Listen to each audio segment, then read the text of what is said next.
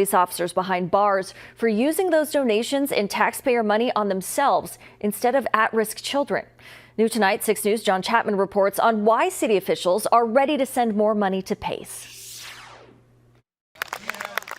The PACE program puts thousands of Omaha kids on the field, playing ball instead of on the streets looking for trouble.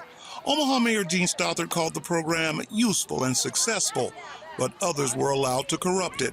In a letter addressed to board members of PACE, the mayor asked the organization to be transparent to mitigate risk. The mayor also expects PACE to complete its rebranding by the end of this year. The mayor invited the organization to apply for a Mayor's Community Service Fund grant for up to $100,000, but stresses the invitation to apply is not a guarantee that PACE will be awarded the funds.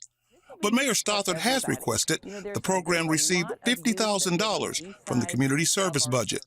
City council officials also tell us they have money to kick in. I originally amended a budget back in 2017 that began the city's support for this program financially. That's now grown to about $100,000 per year in 2022.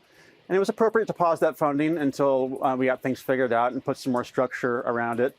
But now I would support another $100,000 to that program in 2024, and we do have that capability financially. City Council President Pete Festerson is hoping city confidence in PACE will attract outside donors. We appreciate all the private donors that have stuck with the program and kept it afloat, but I do think at this time they're looking for city direction and leadership to show that the city's back engaged, and I think if we do this, private donors will engage too. Festerson says the PACE program is important for police-community relations and the many families that count on the program to keep their kids in the game and out of trouble. On your side in Omaha, I'm John Chapman, 6 News. Mayor Stothert says PACE has taken steps to reform the group. New board members were added. The Omaha Sports Commission is taking over as executive director, and an outside firm is now overseeing the organization's accounting.